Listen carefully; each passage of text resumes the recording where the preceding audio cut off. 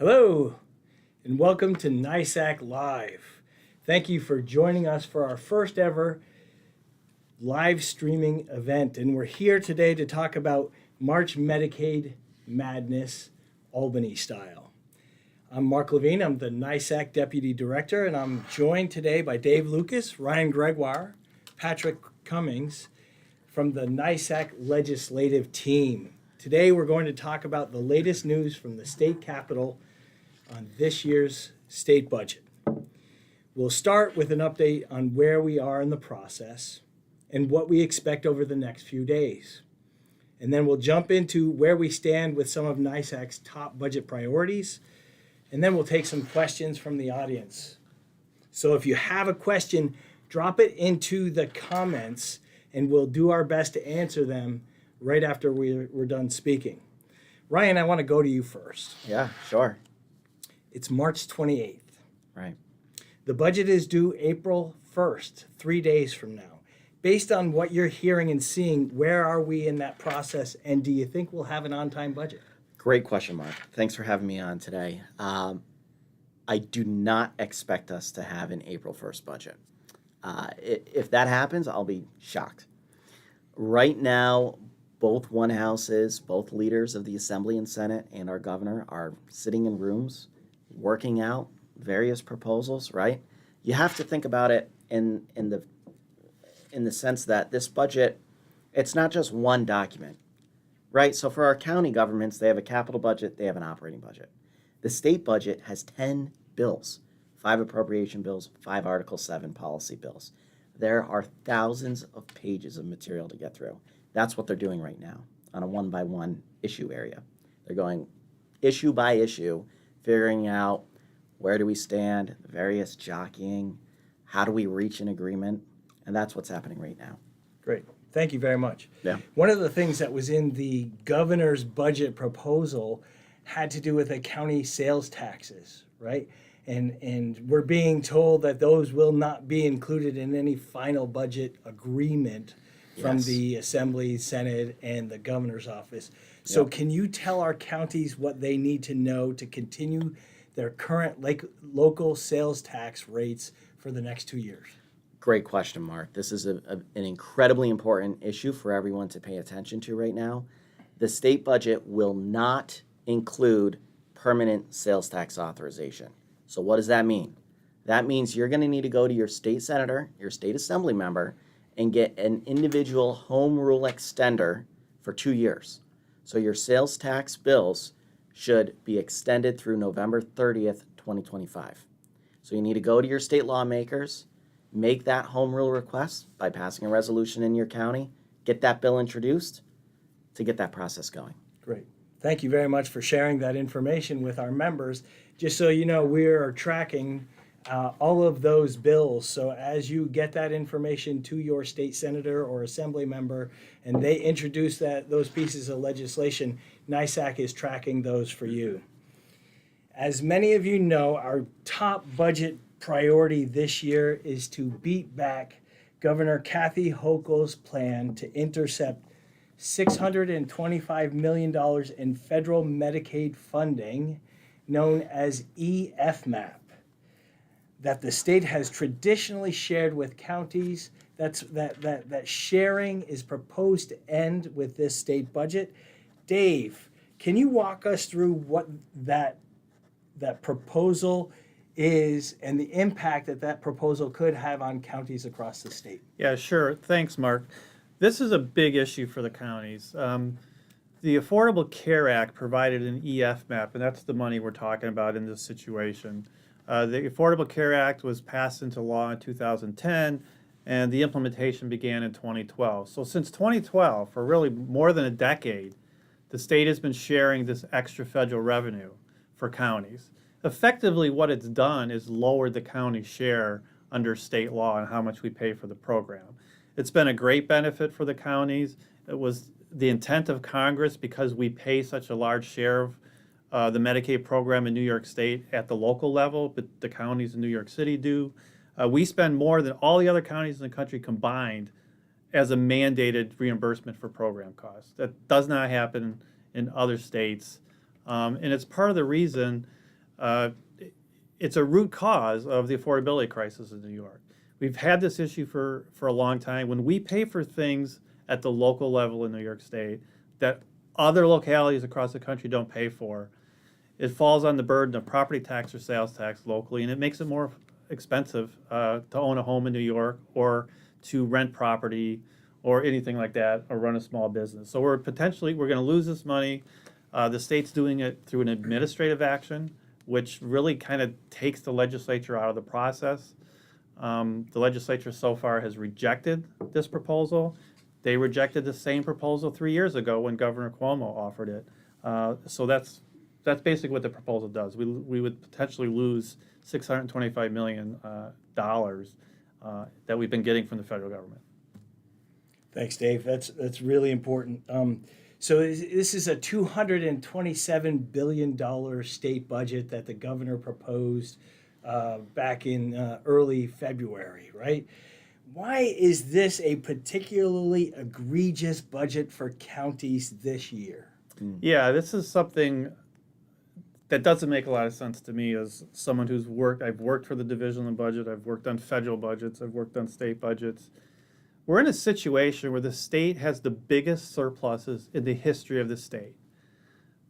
They're expecting to have a $39 billion general fund surplus at the end of the current state fiscal year. So in 3 days, they expect to have a $39 billion general fund surplus. Under the governor's budget proposal, they expect to have a $36 billion general fund surplus at the end of next year, a year from today.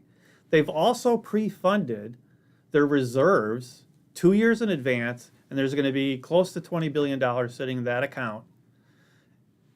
And what they're doing when they have all this windfall that they've received through personal income tax, sales tax, capital gains, the money has been rolling in for the state over the last couple of years, even though we're starting to see some caution in the economic picture. They're cutting county government more than I've ever seen before in one fell swoop, and it's mainly through this one EF-MAP proposal. But in addition, we'll talk about it more with the other guests here, there's new potential costs from paying 18B attorneys. There's new costs for counties potentially related to in-rem. And in addition, we're paying for things that were implemented last year in the state budget that are finally coming home to roost this year. So we're looking at over $1 billion in new costs over the next 12 months. I mean, it could be a record increase of cost shifting from the state to the county governments. We got $625 million in FMAP. We got $150 million in 18B attorney fees. We got $50 million at a minimum in potential in-rem delays and costs for counties. We got $200 million from foster care rate increases that were enacted last year, but they're still figuring out how much that's going to be. But guess what? Those are going to be retroactive. County's got to pay for it this year. We got a $45 million safety net cost shift from last year that's being implemented this year. We got our preschool special ed rate increase. That's another $45 million we got to pay for on a retroactive basis. And this is on top of $12.2 billion that the counties contribute for state programs every single year. It just doesn't make sense to do all this transferring of costs to the local governments, which just makes the affordability crisis worse. Yeah, and we've been doing this for a couple of decades. Yes. So we're not new to the idea that the state shifts costs to county governments. They've been doing it for decades. They've been doing it for 50 years. But normally when they do that, Dave, they do it when they have fiscal constraints at the state level. And we're not seeing those fiscal constraints. No, it's a really important point, Mark, is just look back at the last 10 years. We had a global pandemic. Budgets crashed for everybody across the country. I mean, we faced 20% across the board cuts at the state in reimbursement. And just to clarify with our viewers out there, every program we fund, we pay 100% of the costs on behalf of the state because it's their program, and then later we seek reimbursement from the state. So we front all of this $12 billion, and at some point in the future we get reimbursed for it. We have to carry that cost. So under COVID, you had this dramatic decline in the economy. Everybody was like, okay, we all got to work together. We got to go through this. You know, we don't know what's going to happen. We had a huge drop in economic activity. We had to shut everything down. It made sense in a way that we would need to contribute more or buckle up and get ready for something we didn't know. Even going back to the Great Recession in 2008, 2009, he had a huge banking crisis, which impacts New York State more than any other state in the country. I mean, when banks start to fail and investment houses start to fail, like they had never done since the Great Depression, then you expect increased costs. Right. Right now, the state's swimming in money. And it's really because of one program that's the costs are completely out of control in Medicaid, and they've just kind of thrown up their hands and saying, guess what, local taxpayers got to pay more because we're unwilling to control the costs of the program. Great. Thanks for the context, Dave. Where are we currently in negotiations on the Medicaid cost shift in this state budget? I'll defer to Ryan a little bit here too, but I think we are kind of nowhere further than we were the day after the budget was introduced. I mean, there was a lot of outpouring of anger by county executives and county officials across the state after the budget came out, like, why are you doing this? Or no heads up, no warning at all. Usually we get a briefing on, there's going to be some things in the budget that aren't so good. We got nothing. It was kind of out of left field.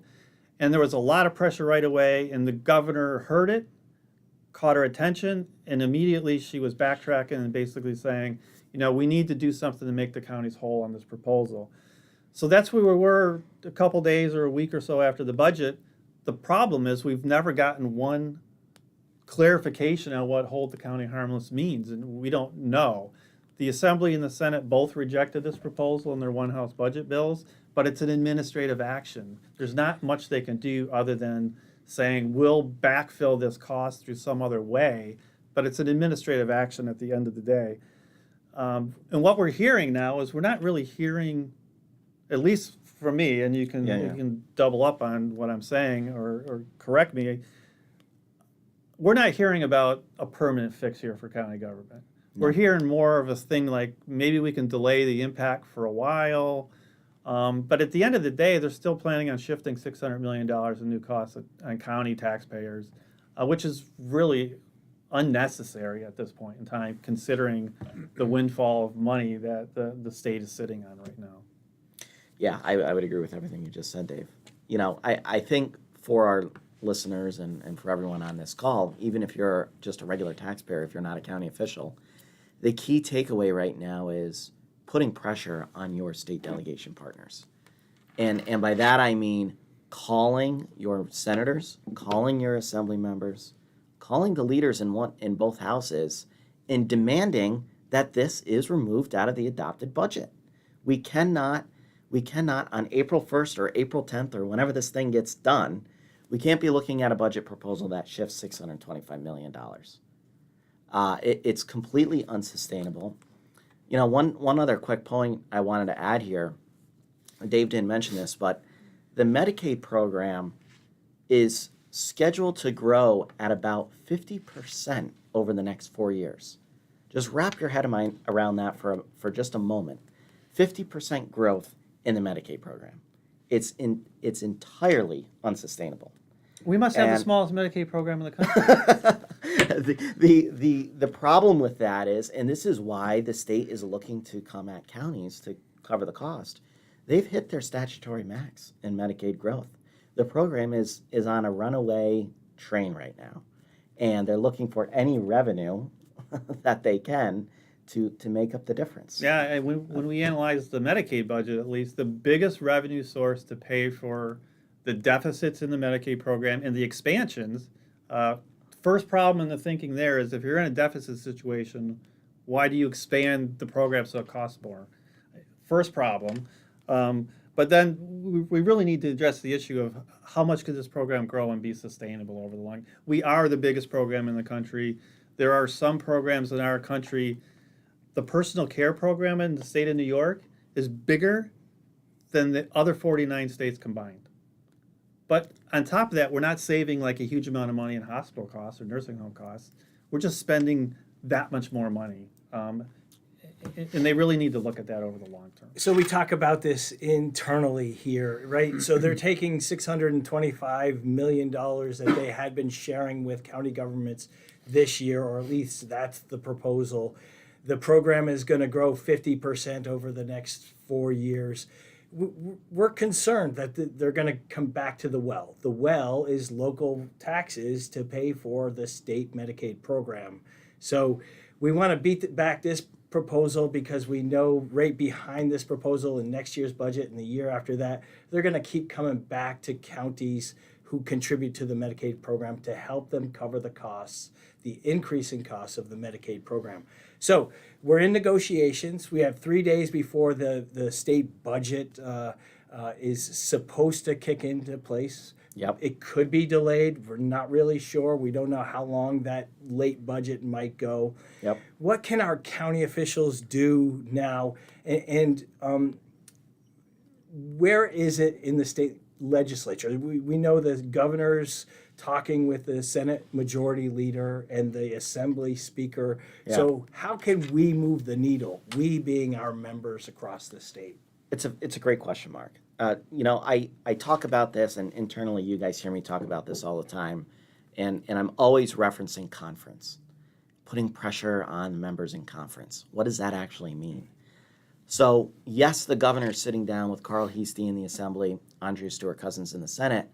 They have to go back and sell to the Democrat majorities within that's their conference, the majority members of each house, whatever deal they're inking behind the scenes, right? You can't have 213 legislators sitting in a room with the governor.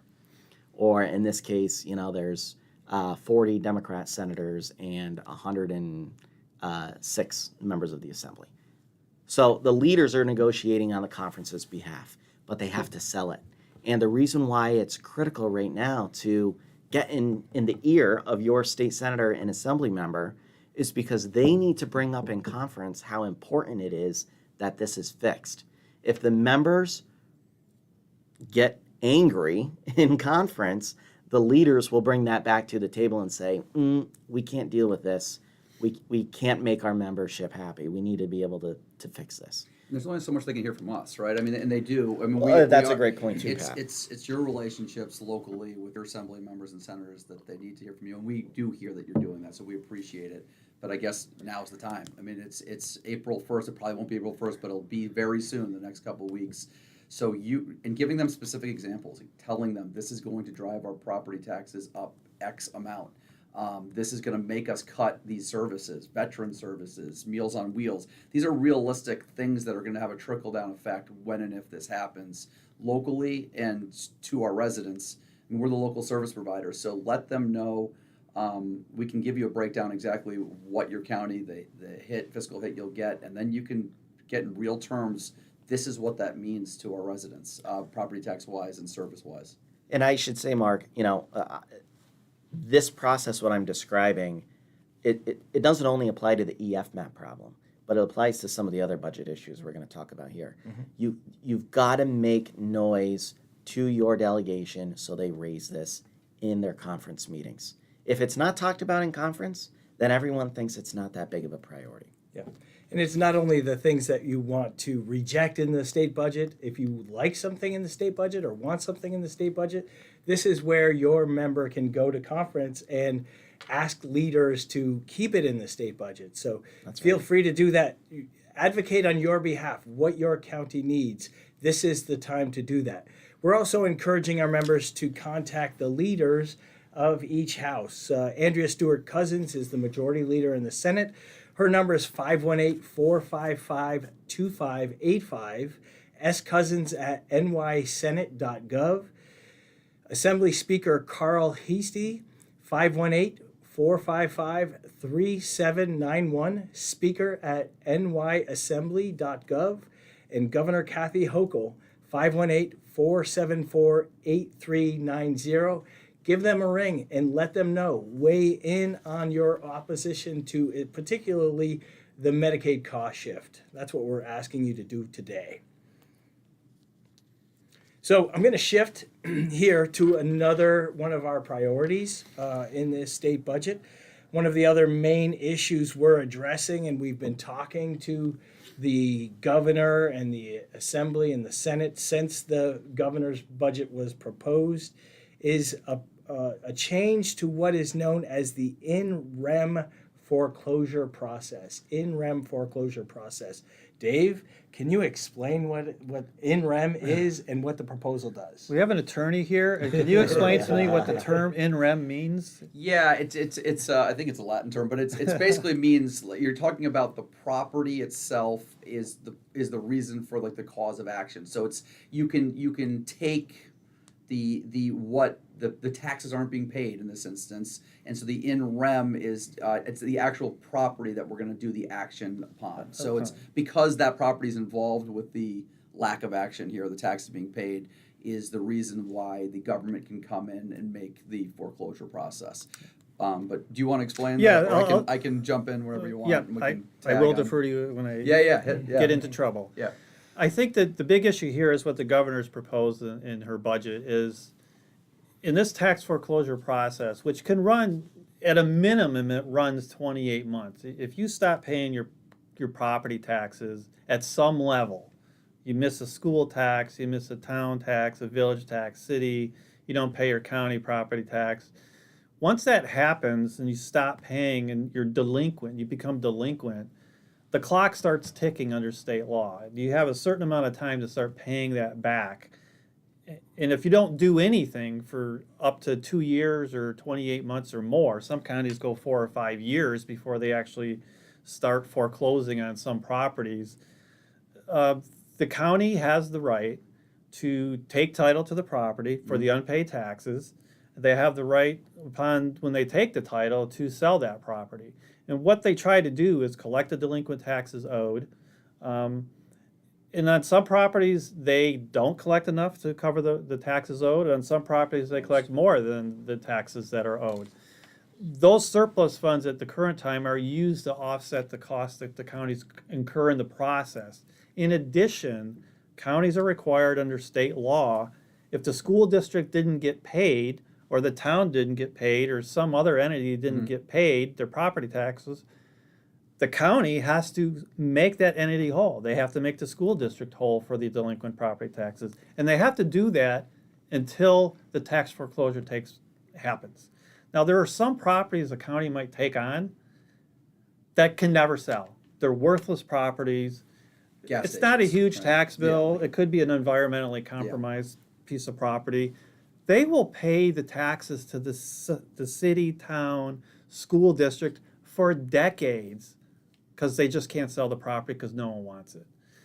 Those costs are incurred by the county property taxpayers, and part of this process envisions a circumstance where you may have a little excess money from a sale, and you use that to offset these costs. The other big factor here is there's a Supreme Court case pending this summer, which will be decided in regards to a situation in a tax foreclosure where the proceeds from a tax foreclosure exceed the delinquent taxes owed. So in that circumstance, the Supreme Court's going to decide, should the surplus go back to the prior owner because you're unjustly taking their equity in their home or their business or whatever the value of the property is. And I think there's a second point about whether it's taking a property without due cause or just compensation. Yeah. So that issue is pending before the Supreme Court. So the state sort of wanted to get ahead of that issue. I think at a county level where we do this process, there's a lot of counties out there that don't necessarily have a problem with providing the surplus back to the prior owner. It is a hard concept to swallow that someone could have paid off their mortgage and all of a sudden they fall behind, but then they lose all the equity in their house. You know, counties do not want to take somebody's property away. It's the last thing they do. They're required under state law to do this. The bigger issue is on April 26th, we have oral arguments in the Supreme Court, and then from there they'll make a decision. I think we should wait. We want to work with the state to figure out, okay, what did the Supreme Court decide to do? Let's adjust our laws to make sure it fits properly. And if something happens where we get beyond the window of this legislative session, the governor's got executive authority to place a moratorium until we fix the laws so we comport with the federal government. There's no reason to do this in the budget and jam it through in the next week or two. Maybe we should have a moratorium where the counties aren't required to keep everyone else whole for uncollected property taxes, Dave. Yes, it's a great point. It's one of the concerns we have with the governor's proposal is we would still be required to hold everybody harmless, even though we can never ever get a surplus on any piece of property. We would also have to hold banks harmless for mortgages, and every single lien holder that we could possibly find, the county would be responsible for helping them out. There's no reason in the world a public employee being funded with property taxes or local taxes should be offsetting the costs of a for-profit bank who has staff and things to take care of this proposal. So we want to wait. We want to work with the legislature. We have plenty of time after the budget date to fix this issue. So the action item here, Mark, is our members need to tell their legislators to reject Part M of the revenue bill. That's this proposal that Dave's talking about.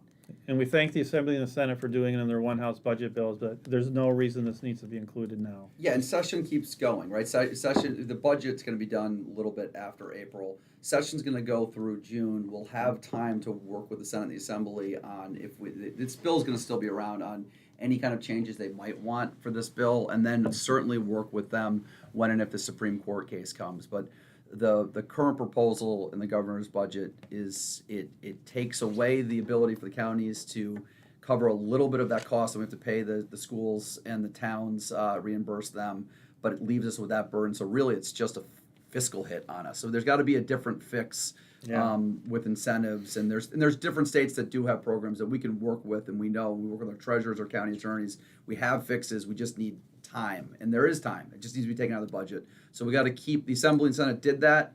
The governor's office is still pushing for it. So we need to stay on the Assembly. We have to back that being pulled out, and we need your help getting them to keep it out. Yeah, common theme here across the issues that we're talking about are property taxes, right? So the interim is that counties pay, we collect property taxes and we make our other divisions of local government whole when people don't pay their property taxes. Property taxes in this state are too high, right? And the first proposal, the Medicaid cost shift are gonna, if they don't make property taxes higher this year or next year, they will, because we have to keep paying for that program. So property taxes are on the incline. They're rising, okay? We don't want them to rise. County governments do not want to increase property taxes. We never have wanted to. We have to when we get put in a box when the state shifts costs to county governments. So the last major issue we want to touch on today is a proposal in the state budget that will increase the costs of counties for paying for what we call assigned counsel or 18B defense attorneys. Another cost that the counties will borne, right? We will have to pay these increased costs, and we will have to find a way to do that. So Patrick, can you walk us through what's being proposed, Sure. why it's being proposed, and what the impact could be? Sure. New York State has one of the best public defense systems in the country. And we got there in the last 7+ years through the help of the state, ILS, county funding, and we've really bolstered our public defense, our conflict defenders, and we're doing a great job. The one piece where 7-8 years ago when the state started building up this program more and more was something that they did not change, which is 18B attorneys. They provide your public defense and family court attorneys for those that cannot afford them themselves, but these are private sector attorneys and they get paid by the hour. That's done in statute. That's what it's 18B is the statute, right? So that's why it's called 18B.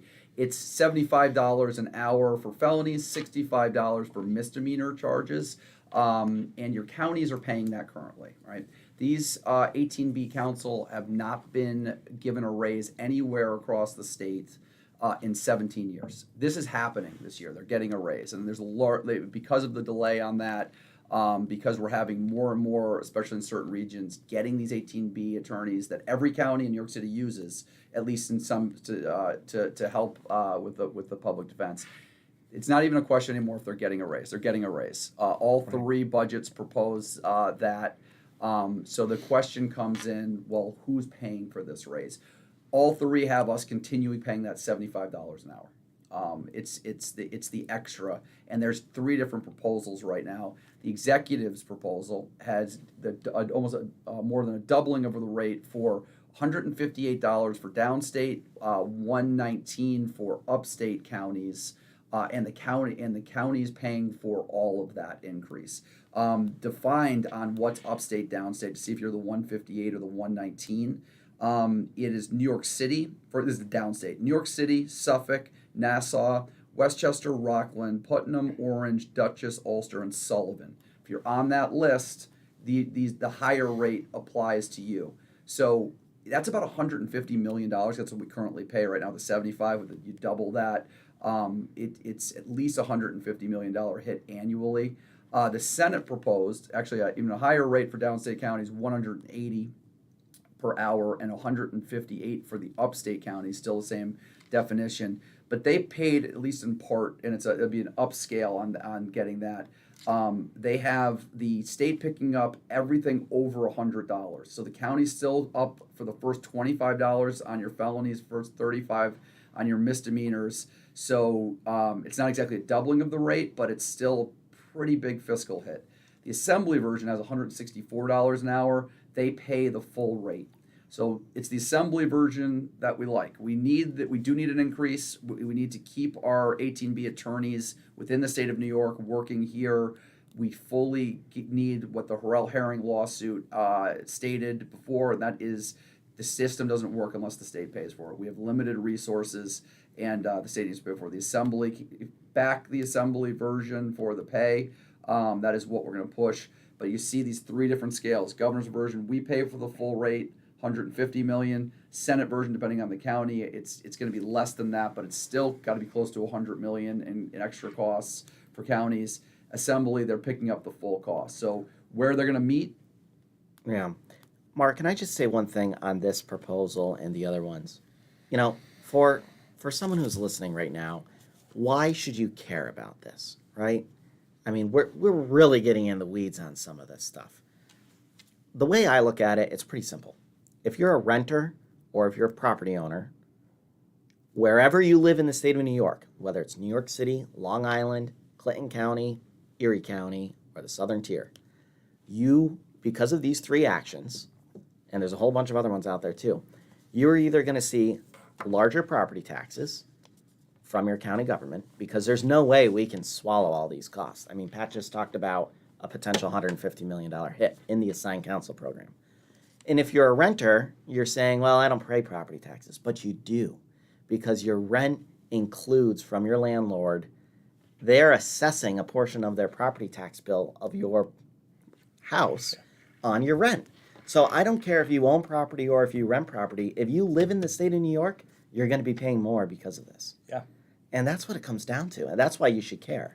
And these are annual hits too. So even if you're not in year Absolutely. one, in the out years you are. And it grows. Yeah. And it grows. And if you're a small business, or if you have a business in New York, you either own or rent the property that your business is on. So those costs are also impacting your business. So those are going to increase as well. Yeah. So before we go, right, our strength as an association comes from you, the united voice of our members, and this year more than any other in recent memory, it will be critical for that voice to be as loud as possible. So please call and email your state representatives in the Assembly, in the Senate, as well as Senate Majority Leader Andrea Stewart-Cousins and Speaker Carl Hastie and the Governor, and make your voice heard on these issues. But don't go away yet. One more thing. So if there's anything else you guys want to add here before we go, anything to add, Patrick? No, I just, other than, don't be shy with questions, whether it be now or anytime. Call NYSAC. We're here for support on this. We're turning a lot to you. Say, call your senator and assembly member. make sure to call. Any kind of support we can give you to help with that call, or any questions on anything that we're covering, or you need more details. We've got white papers. We'll put more white papers out there for you. Anything that makes your life easier, to help us help you. Just call us anytime. Yep. And www.costshiftcountdown.com has fact sheets, talking points, resolutions, model press releases, contacts for you to call or email the governor's office or your respective members. Let them know. Visit that website. We built that website in particular for this cost shift that's been proposed in the state budget. Dave, before we go, anything else? Well, there's so much I could say, but I will hold back. It's just, this doesn't make any sense in a year when the state has record surpluses to make local taxpayers pony up more. And also, we have to prepare for any downturn in the economy just as much as they do. Yeah. To dump all this on us, and if we do have a sharp downturn, it's going to get a lot worse locally. They really need to think about that when they adopt a budget. Last words for you, Ryan. Ryan, it's 3 days until the April 1st start of the state budget. It might go on beyond that. So what advice do you have for our members? Yeah. Besides be patient and don't stop advocating. Right. What else? Don't let your foot off the gas pedal. I'm going to reiterate it again. It all comes down to what are the members of the state legislature talking about in conference. These issues have to be on the front of everyone's minds. They have to be asking the leaders, what are you doing in the budget negotiation? You've got to reject this stuff. So, Mark, it reminds me back a couple of years ago when we were fighting to keep the cap. And our listeners will remember the Keep the Cap campaign. This is the same thing. And the reason why the counties of New York back in 2019, state fiscal year 2019, did not have to pay for that increase in Medicaid. If you remember, Governor Cuomo removed that Medicaid cap. The reason why we didn't have to pay it is because you all forced your members to raise this in conference on the last day. Yeah. That's what makes a difference. Right. So we've got to make sure you do that again on this EFMAP proposal, on the NREM proposal, on 18B. They've got to hold firm until the very last day. I know it's frustrating. We have to be a little patient. We don't know exactly when this is going to wrap up, but you've got to continue to remind your legislators, keep talking about this in conference. Yeah. But I want to point too, but they're agreeing to things right now too. So it's like even if it's not done in 2 weeks, they could agree on the in rem Sure. tomorrow, right? So and then they move on to the next issue, and it's really hard to open that book up once they've agreed. And so don't everything wait. is happening now. Don't wait. I mean, do it now. Tell your state representatives not to come home with a property tax increase. Thank you all for Nicely joining us for this inaugural episode of NYSAC Live. Stay tuned. We will continue to update you as we get more information from the state capitol up the hill. Thank you.